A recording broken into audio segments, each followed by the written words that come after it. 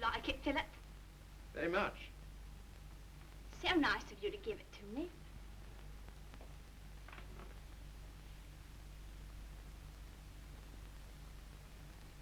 What you thinking about?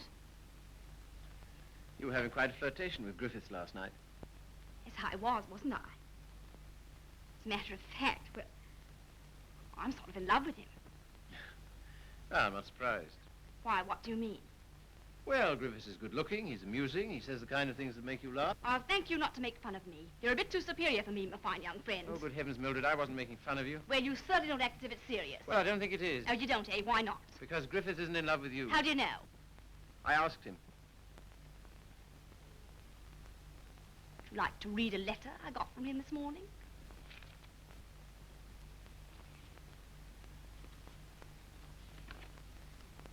I've been up all night thinking about you. And I've just sent for a special messenger who will take this to you in the dawn. You've no notion of the time I had with your friend last night. He kept asking me if I love you, and of course, what could I say? He'll doubtless tell you all this, so I'm making sure that you...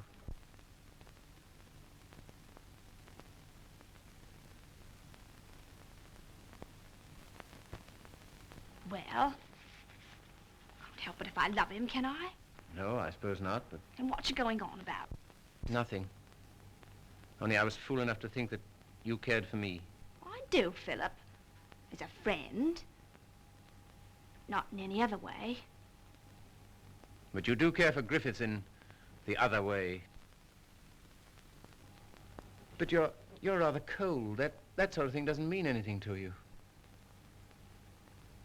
That's what you think.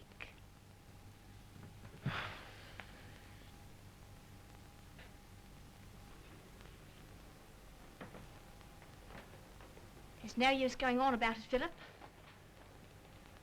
Said yourself I couldn't help it if I'm in love with him.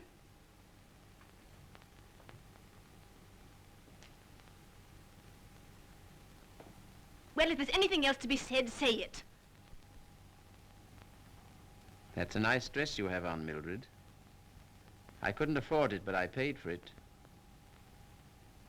You have a nice apartment. I couldn't afford it, but I paid for it. If you're a gentleman, do you think you'd throw what you've done for me in the face? Do you think it matters to me whether I'm a gentleman or not? If I were a gentleman, you don't suppose I'd care for a cheap, vulgar little... I'm sorry, Philip. I didn't want to end this way.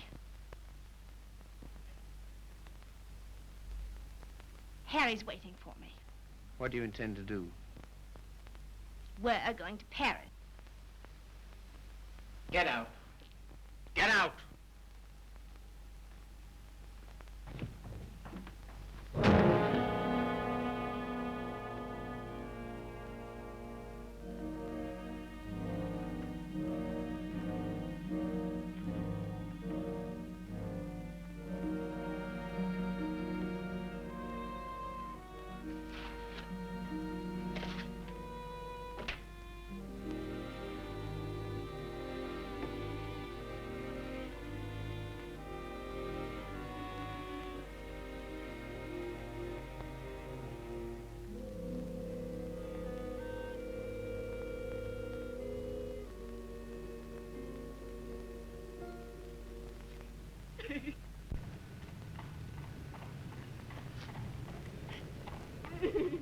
I've moved 3 times, and each time this woman's hounded me down.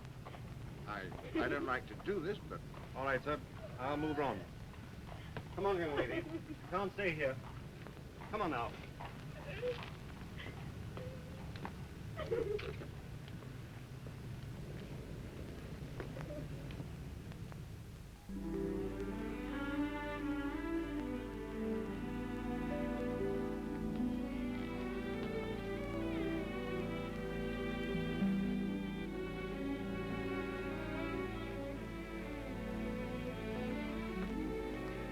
Look here, Carrie. Mildred and I are all washed up. That's too bad. If you'll excuse me, I'm due in the ward.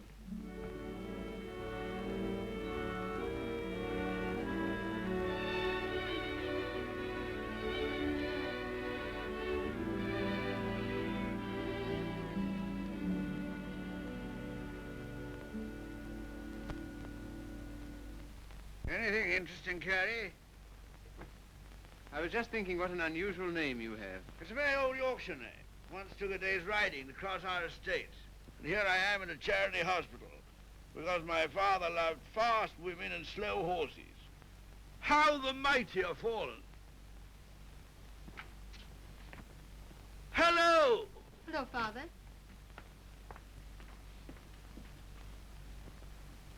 Carrie, this is my daughter, christened Maria del Sol. Her mother always called her Sally. This young man is a student here. He's been very nice to me. And with some inducement, he might be nice to you. Now, Father. Father's particular genius is saying the wrong thing. He thinks it's fun to embarrass me. It is. Why don't you try it sometime, Carrie? I will if I get the chance. You shall have it. You're coming to see us the first Sunday I'm home. Oh, yes, please do.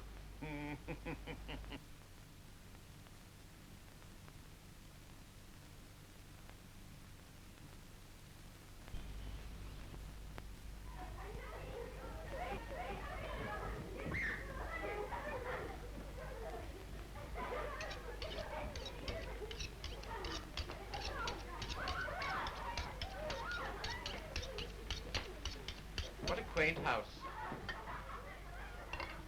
Yes, it is, but it's not very sanitary. Sanitation be hanged. Give me art. I've got 9 children and they thrive on bad drains. Look at that now. I am, with great admiration.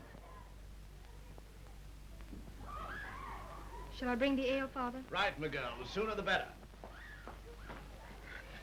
I hope you didn't have the table in here on my account. I'd have been quite happy to have had dinner with Mrs. Athelney and the children. Oh, no.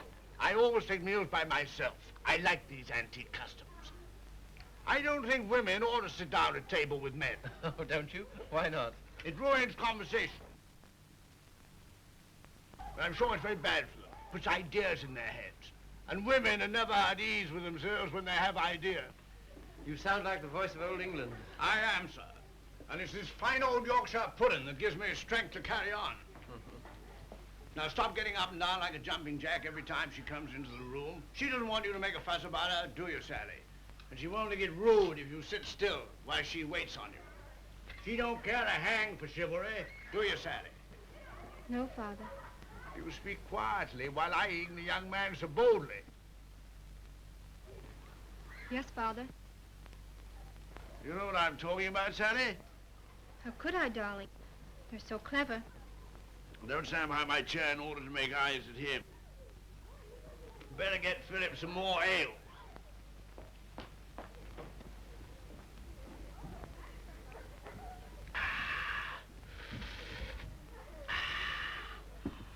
My word, is there anything better than English ale? Let us thank God for simple pleasures, a good appetite, roast beef and beer. I was married to a lady once. Good heavens. Never marry a lady, my boy. Oh, really? Why? Because a lady has a point of view, a personality, and an individuality, all to devil you with. Hang it all, you want a wife who can cook your dinner and look after your children. Don't you think so, Sally? Father, I think you talked the hind leg off a donkey. Well, it's clean fun. Now, Sally, you waited on me, I'll wait on you. Take my chair here, while I fetch you and the young man some cheese. Thank you, Father. Well, what do you think of us? You don't know what this means to me. You see, I've practically never had any family. And this is almost the only place I've ever known that's had the quality of home. Don't you think we're a little queer? Everyone's queer but me and thee. And sometimes thee is a little queer.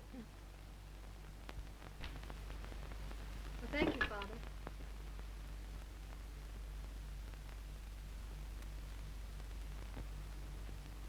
It's no use mooning over Carrie. Sally never kisses a gentleman until he's been here twice. You must ask me again sometime. Do it yourself.